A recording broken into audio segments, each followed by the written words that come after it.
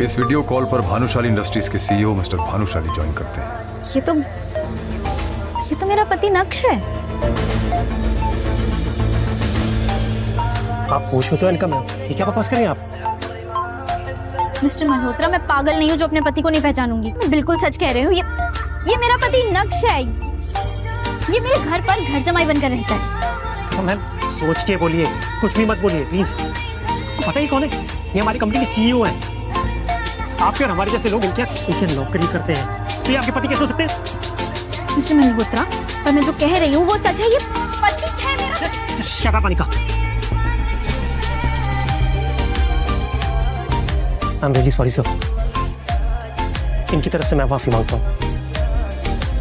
कोई बात नहीं मल्होत्रा, हम ये मीटिंग बाद में करेंगे।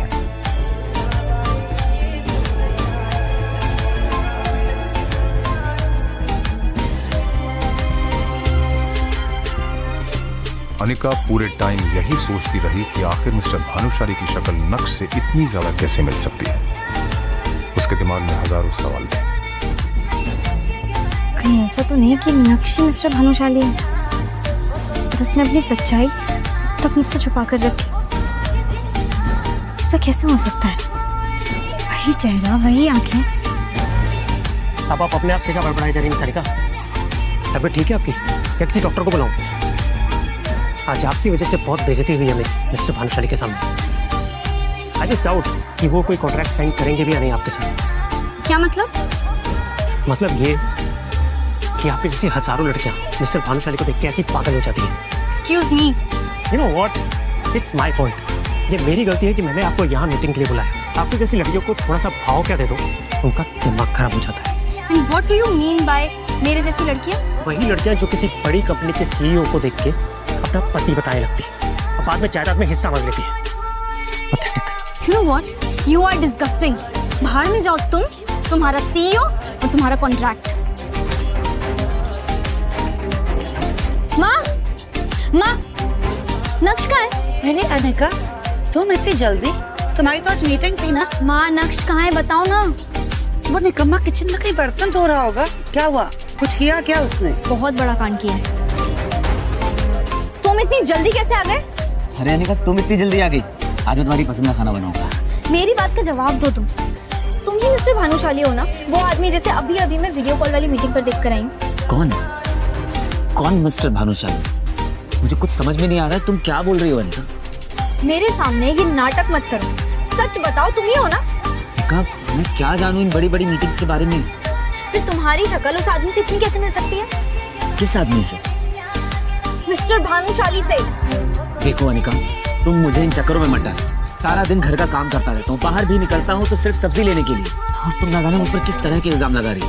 नक्श की वही फटे हाल हालत थी। उसे देख के कोई नहीं कह सकता था कि वही मिस्टर भानुशाली है। इसलिए अनिका को भी अब अपने यकीन पर शक होने लगा।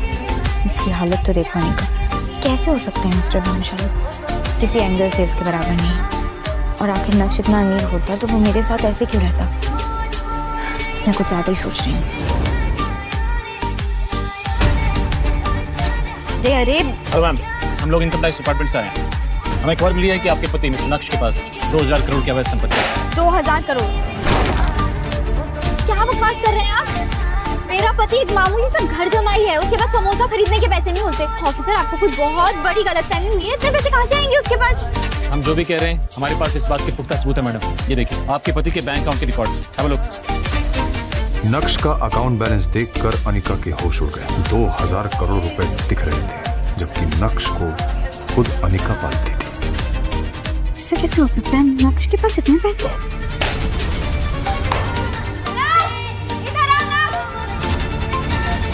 क्या हुआ अनिका? तुम्हारे पास 2000 करोड़ की इलीगल प्रॉपर्टी है। 2000 करोड़? इंस्पेक्टर साहब, इतने महंगे सपने भी नहीं देखता हूँ मैं। मेरे पास कहाँ से आएंगे इतने पैसे? आप क्या बोल रहे हैं? ऑफिसर ने भी जब नक्श की हालत देखी तो उन्हें अपनी खुफिया इंफॉर्मेशन पर शक होने लगा। वेल, मुझे लगता है हमें सच में कोई गलतफहमी हुई है। Sorry ma'am. अब तो वक्त जाया करने के लिए माफी चाहते हैं। Officers, let's go. 2000 करोड़ और वो भी इस बेहाल जमाई के पास। आजकल के इनकम टैक्स ऑफिसर्स भी क्या ही काम कर रहे हैं? पूरा घर बिखेर कर चले गए। सुबेरे तुम उठा देना सब कुछ। चित्रा चाहे जो भी कहे, लेकिन अनिका का दिमाग उसे बार बार कह रहा था कि दाल में कुछ तो काला है। पहले मीटिंग में मिस्टर भानुशाली वाला वाकया और अब ये इनकम टैक्स का चक्कर। बार बार इस तरह के वाकये होना कोई इत्तेफाक नहीं हो सकता। ये इतना भोला भाला और बेचारा दिखने वाला नक्श इतना भोला है नहीं। जरूर ये हम सबसे कुछ छुपा रहा है। मुझे सच पता लगाना पड़ेगा।